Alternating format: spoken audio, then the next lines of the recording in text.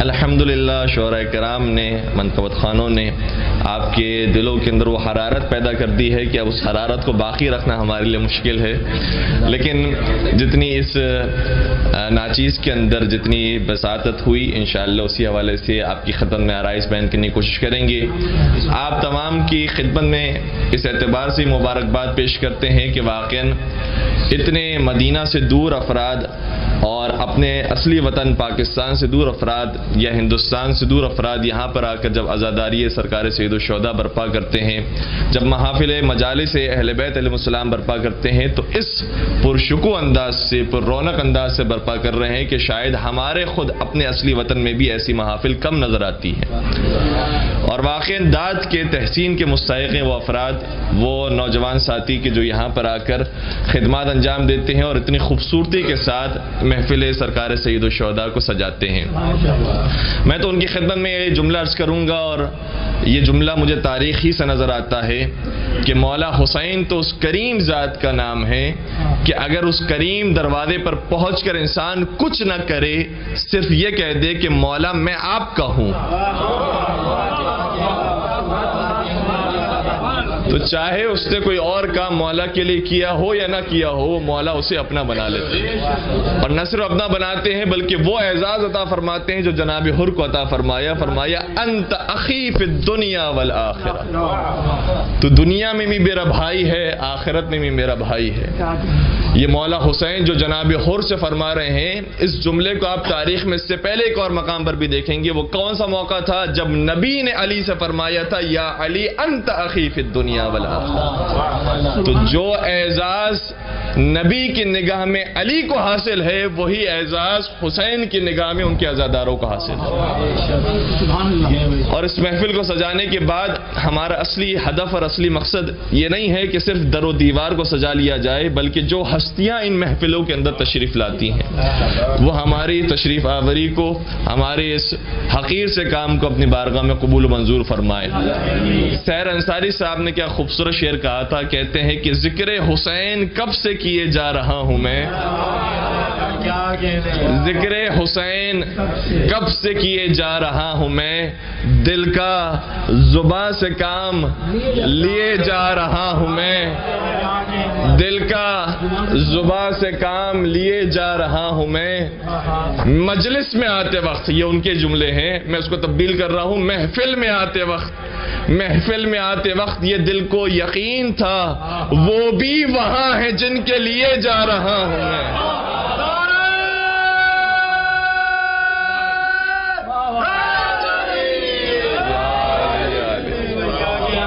تو حقیقت میں یہ ہستیاں ہیں، حقیقت میں یہ پاک ہستیاں ہیں کہ جن کی خاطر ہم یہاں پر آئے ہیں، جن کی خاطر یہ محفل سجائی گئی ہے، جن کی خاطر یہ چراغاں ہوا ہے، بس وہ ہستیاں ہماری اس تشریف آوری کو قبول فرمائیں اور انشاءاللہ ہر سال اسی طریقے سے ان کی محافل، ان کی مجالس برپا کرنے کی توفیق نصیب فرمائے۔ آج چونکہ 3 شعبان کی رات ہے اور ساتھ ساتھ شب جمعہ بھی ہے، اور دونوں مناسبتیں مولا حسین سے ملتی ہیں، بلکہ تیسری ایک مناسبت تیسری شعبان کے حوالے ہی سے بنتی جو ہے وہ یہ ہے کہ 28 رجب سے جو مولا کا کارواں چلا تھا وہ مکہ معظمہ میں 3 شعبان کو داخل ہوا تھا، تو مولا حسین کی اس حوالے سے 3 مناسبتیں 3 شعبان کے عدد سے آپ کے ذہنوں میں رہیں گی۔ اور کسی نے کیا خوب کہا کہ آج وہ قرآن اترا ہے کہ جس کے واسطے، ہمارا عقیدہ ہے قرآن ہے، ناطق قرآن ہے، مفسر قرآن ہے، محافظ قرآن ہے، راسخون فی العلم ہے، آج وہ قرآن اترا ہے کہ جس کے واسطے رحل ہے دوش پیمبر کربلا جزدان ہے۔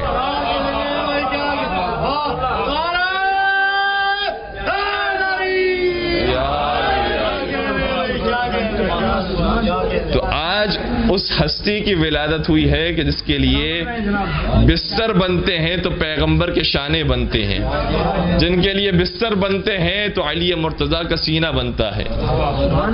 اور وہ حسین جب اس دنیا میں تشریف لا رہے ہیں تو قرآن کریم کی آیت ہے جو سورہ رحمان کی آیت سرنامہ کلام میں آپ کی خدمت بیان کرنے کا شرف حاصل کیا، ارشاد ہوتا ہے مرج البحرین یلتقیان، 2 سمندر ہیں جو آپس میں ملتے ہیں، بینہما برزخ لا یبغیان، اور ان دونوں سمندروں کے درمیان ایک برزخ ہے، ایک فاصلہ ہے کہ ایک دوسرے پر بغاوت نہیں کرتا،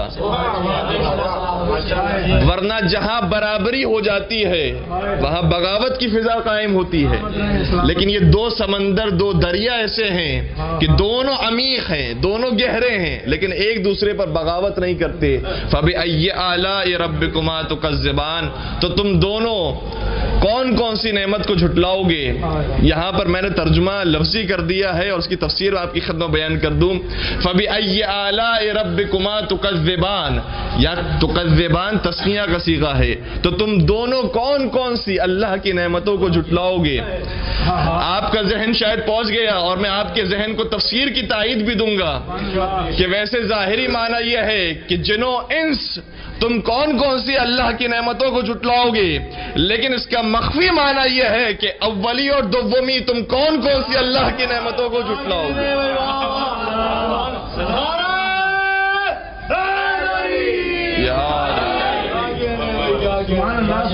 اور پھر آگے لفظ یہ ہے کہ یخرج منہم اللؤلؤ والمرجان، یہ جب دونوں ملتے ہیں تو ان میں سے جو چیز نکلتی ہے وہ یا لؤلؤ ہوتا ہے یا وہ مرجان ہوتا ہے، یا وہ سبز رنگ کا پتھر ہوتا ہے یا سرخ رنگ کا پتھر ہوتا ہے۔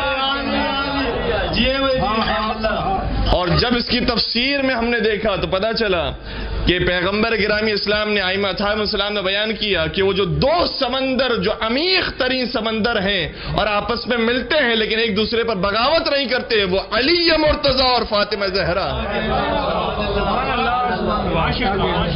اور جو ان کے درمیان فاصلہ ہے اور برزخ ہے وہ خود پیغمبر اکرم کی ذات گرامی ہے۔ اور پھر جب یہ دونوں سمندر ملتے ہیں تو جو ان سے چیز خارج ہوتی ہے وہ حسن مشتبہ ہے اور سرکار سید الشہداء۔ تو سرکار سید الشہداء وہ ہیں کہ جن کی ولادت کا ذکر بھی قرآن میں موجود ہے، ورنہ آپ دیکھ لیجئے آیے تطہیر میں سرکار سید الشہداء، آیے مباہلہ میں سرکار سید الشہداء، آیے مودت میں سرکار سید الشہداء، سورہ دہر میں سرکار سید الشہداء، سورہ کوثر میں سرکار سید الشہداء۔ بہت آسانی سے آپ سنتے جا رہے ہیں اور میں لفظوں کے اندر آپ کی خدمت میں اشارتاً قرآن کریم کی آیتیں بیان کرتا جا رہا ہوں، لیکن اگر آپ کو ایک آیہ کریمہ کی اہمیت جاننا ہو تو اتنا سمجھ لیجئے کہ ایک آیت نازل کروانے کے لیے کسی نے حالت رکوع میں 40 مرتبہ زکوٰۃ دی تھی۔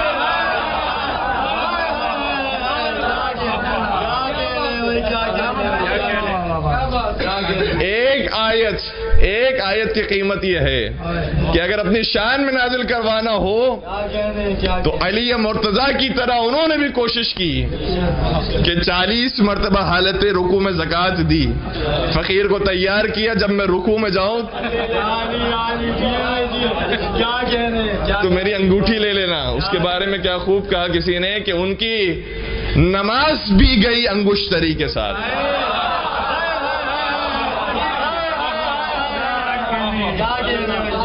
نہ ایسی نماز کو خدا قبول کرتا ہے، نہ ایسی زکوٰۃ کو خدا قبول کرتا ہے جو دل سے نماز پڑھی جائے، جو دل سے زکوٰۃ ادا کی جائے۔ پھر آیت نازل ہوتی ہے کہ انما ولیکم اللہ ورسولہ والذین آمنوا الذین یقیمون الصلاۃ ویؤتون الزکاۃ وہم راکعون، تمہارا ولی اللہ ہے، اس کا رسول ہے، اور وہ صاحبان ایمان ہے جو حالت رکوع میں زکوٰۃ ادا کرتے ہیں۔ تو سرکار سید الشہداء وہ ہیں کہ کتنی ہی آیتوں کے اندر پنجتن پاک کے ساتھ شامل ہیں، آیے تطہیر ہو، آیے مباہلہ ہو، آیے مودت ہو، آیے خمس ہو، سورہ دہر ہو، سورہ کوثر ہو، اور یہ کتنے برس کے بچے ہیں۔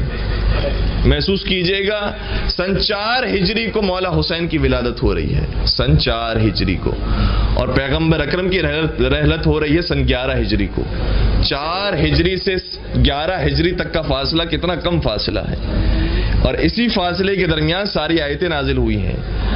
آیہ کریمہ جو مولا حسین کی شان میں نازل ہو رہی ہے یہ گویا 6 اور 7 برس کے بچوں کے لیے نازل ہو رہی ہے۔ انہیں طہارت کی سند دی گئی، ان سے محبت کرنا واجب قرار دیا گیا، اور جب یتیم مسکین اور اسیر آتے ہیں تو یہ بچے ہیں جو اپنا کھانا یتیم مسکین اور اسیر کو کھلا دیتے ہیں۔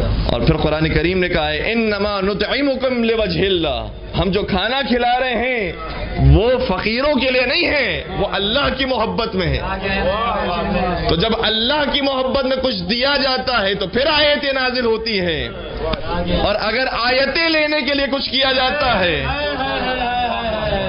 تو پھر آیتیں نازل نہیں ہوتی، پھر کیا نازل ہوتا ہے؟ کسی نے کیا خوب کہا کہ پوچھو یزید سے تیرا راز کہاں ہے، پوچھو یزید سے تیرا راز کہاں ہے، وہ خون سے آلود تیرا تاج کہاں ہے، زندہ ہے حسین ابن علی زندہ ہے، لعنت کے سوا ذکر تیرا عاش کہاں ہے۔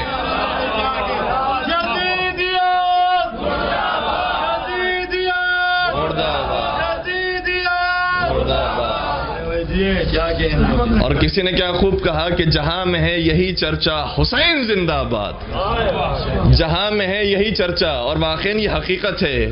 کہاں مدینہ کے رہنے والے، کہاں کربلا میں بسنے والے، اور پوری دنیا میں ان کا جشن منایا جا رہا ہے، پوری دنیا میں ان کی عزاداریاں کی جاتی ہے۔ لوگ تو ابھی صرف 40 کے جلوس کو دیکھ کر حیران ہیں، پوری دنیا کی عزاداری کو شمار کرنے لگے تو حیران ہو جائیں گے کہ حسین کے نام پر دنیا کتنا قربان کرتی ہے۔ جہاں میں ہے یہی چرچا حسین زندہ آباد، ذرے ذرے پہ ہے لکھا حسین زندہ آباد۔ اب اس سے بڑھ کر شکست کیا ہوگی، کہے یزید کا بیٹا حسین زندہ آباد۔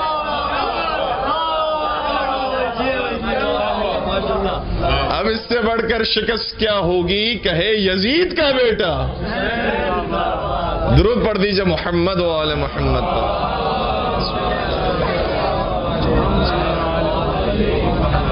اور قرآن کریم کی کچھ آیتیں تو وہ ہیں کہ جو صرف اختصاص رکھتی ہے مولا حسین کے ساتھ، ورنہ کچھ آیتوں کے اندر تو پنجتن پاک بھی شریک ہیں، کچھ آیتوں کے اندر اہل بیت اطہار علیہ السلام شریک ہے، لیکن کچھ آیتیں ایسی ہیں کہ جو صرف اختصاص رکھتی ہیں مولا حسین کے ساتھ۔ وہ کون سی آیت ہے؟ چھٹے سرکار امام جعفر صادق علیہ السلام ارشاد فرماتے ہیں، فرماتے ہیں اقرأوا سورۃ والفجر فی فرائضکم ونوافلکم فإنہا سورۃ الحسین بن علی۔ فرماتے ہیں کہ اپنی واجب نمازوں میں اور اپنی مستحب نمازوں میں سورہ والفجر کی تلاوت کرو، کیونکہ سورہ والفجر سورہ حسین ہے۔ پورے قرآن کو دیکھ لیجئے، پورے قرآن میں کسی اور نام سے سورہ ملے یا نہ ملے، ایک سورہ محمد ملے گا، ایک سورہ حسین ملے گا۔ اگر پیغمبر کے نام کا سورہ ہے تو دوسرا سورہ حسین کے نام کا موجود ہے۔ اسی لیے تو فرمایا تھا کہ حسین منی وانا من حسین، میں حسین سے ہوں، حسین مجھ سے ہے۔ اور پھر آگے معاملہ یہ ہے، ایک حدیث کا اور جملہ میں آپ کی خدمت بیان کروں، لیکن اس سورہ والفجر کی بات کو میں مکمل کروں۔ چھٹے سرکار سے معلوم کیا گیا کہ کیوں کہا جاتا ہے سورہ والفجر کو سورہ حسین، تو بیان فرمایا کیونکہ جب اس کا اختتام ہوتا ہے تو ان جملوں پر ہوتا ہے، یا ایتھا النفس المطمئنہ ارجعی الی ربک راضیۃ مرضیہ فادخلی فی عبادی وادخلی جنتی۔ اے نفس مطمئنہ، اے نفس مطمئنہ، اپنے رب کی طرف پلٹا، اس حالت میں کہ تو اپنے رب سے راضی ہو اور تیرا رب تجھ سے راضی ہو۔ یہی ہے بات، دو لفظ استعمال ہوئے ہیں، راضیۃ مرضیہ، تو اپنے رب سے راضی ہو، تیرا رب تجھ سے راضی ہو۔ دیکھیں اب میں مرحلے آپ کی خدمت بیان کر رہا ہوں اور ایک نتیجے تک پہنچا رہا ہوں۔ دنیا میں کتنے ایسے افراد ہوں گے جو کہیں کہ ہم اللہ سے راضی ہیں، اور شاید کہنے والے بھی ہوں، لیکن جب آسائش ہوتی ہے، آرام ہوتا ہے، سکون ہوتا ہے، تب تو کہتے ہیں کہ ہم اللہ کی رضا پر راضی ہیں، لیکن جہاں مشکلات آتی ہیں، پریشانیاں آتی ہیں، تو پھر کہتے ہیں کہ اللہ کو ہمارا ہی گھر نظر آیا تھا، اللہ کو میں ہی نظر آیا تھا۔ تو جو مشکلات پر بھی کہے کہ میں اللہ کی رضا پر راضی ہوں، اسے حسین کہتے ہیں۔ جو مشکلات پر بھی کہے، جو اپنے بیٹوں کو کٹوا کر یہ کہے، جو اپنے گھرانے کو لٹا کر کہے، اسے کہتے ہیں حسین جو اللہ کی رضا پر راضی۔ اور شاید دنیا میں آپ کو کوئی ایسا نظر آ جائے جو کہے کہ میں ہر حال میں اللہ پر راضی ہوں، میں ہر حال میں اللہ کی رضا پر راضی ہوں، شاید آپ کو یہ کوئی کہنے والا نظر آ جائے، لیکن ایسا کوئی نظر نہیں آئے گا جس سے اللہ بھی راضی ہو۔ کیونکہ یہ دو مرحلے ہیں. ایک مرحلہ یہ ہے کہ میں کہوں کہ میں اللہ سے راضی ہوں, دوسرا مرحلہ یہ ہے کہ اللہ کہے کہ میں بھی تجھ سے راضی ہوں. یہ ہو گئے دو مرحلے, راضیت مرضیہ, میں اللہ سے راضی, اللہ مجھ سے راضی. ایک تیسرا مرحلہ بھی ہے, اور اس تیسرے مرحلے میں سوائے اہل بیت اطہار السلام کے کوئی اور شریک نہیں. وہ کون سا مرحلہ ہے؟ وہ اسی حدیث کے بعد نظر آتا ہے, حسین منی وانا من حسین. یہ حدیث وہ ہے جو صحیح ترمذی میں موجود ہے, اور صحیح بخاری کے جو الفاظ ہے وہ یہ ہے, حسین منی وانا منہ. یہ ذہن نشین رہے, اور اس کے بعد اہل سنت سے یہ کبھی بھی کسی موقع پر گفتگو کرنے کا موقع ملے تو اس طریقے سے پیش کیجیے گا, حسین منی وانا منہ, صحیح بخاری کے الفاظ. لیکن دونوں مقامات پر آگے یہ جملہ ملتا ہے کہ پیغمبر نے ارشاد فرمایا, احب اللہ من احب حسینا. اب توجہ فرمائیے گا, پیغمبر نے ارشاد فرمایا ہے کہ خدا اس سے محبت کرتا ہے جو حسین سے محبت کرتا ہے. تو یہ تیسرا مرحلہ ہے. ایک مرحلہ یہ ہے کہ حسین اللہ سے محبت کرے, دوسرا مرحلہ یہ ہے کہ اللہ حسین سے محبت کرے, تیسرا مرحلہ یہ ہے کہ جو حسین سے محبت کرے اللہ اس سے محبت کرنے لگے.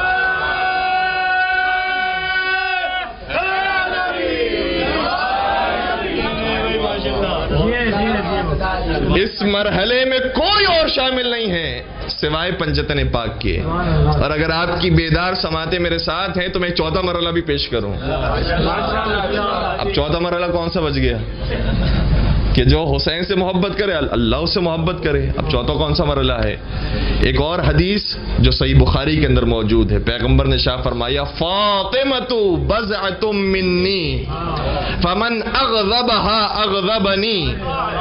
فاطمہ زہرا میرے جگر کا ٹکڑا ہے, جس نے انہیں غضبناک کیا اس نے مجھے غضبناک کیا, اور جس نے مجھے غضبناک کیا اس کا انجام واضح ہے کہ خدا کو غضبناک کیا. تو چوتھا مرحلہ کیا ہوا؟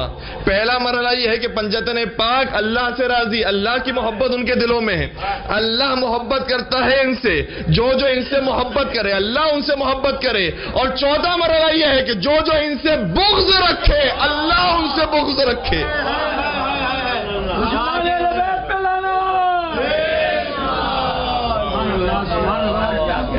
ان کی محبت اللہ کی محبت, اور جو ان سے بغض رکھنے والا ہے اللہ ان سے بغض رکھنے والا ہے. اب سمجھ میں آیا جو روزانہ نمازی نماز پڑھتے ہیں اور کہتے ہیں صراط الذین انعمت علیہم غیر المغضوب علیہم ولا الضالین. پروردگارہ ان کا راستہ دینا کہ جن پر نعمتیں نازل ہوئی ہیں اور جن پر تیرا غضب نازل نہیں ہوا ہے. پنجتن پاک وہ ہیں کہ جن سے خدا غضبناک نہیں ہوا ہے, اور وہ درجہ عطا فرمایا ہے کہ جو ان سے محبت کرے ان سے خدا محبت کرے. تو ہمیں ان کا راستہ دینا جن سے تو غضبناک نہیں ہوا ہے. جن سے تو غضبناک ہوا ہے وہ دوسروں کا راستہ ہے. ہمارا راستہ یہ ہے کہ جن سے تو غضبناک نہیں ہوا, جن پر تو نے اپنی نعمتیں نازل کی ہیں, اور اہل بیت اطہار السلام پر کثرت کے ساتھ نعمتیں نازل ہوئی ہیں. تاریخ میں اس کی بہت سارے شواہد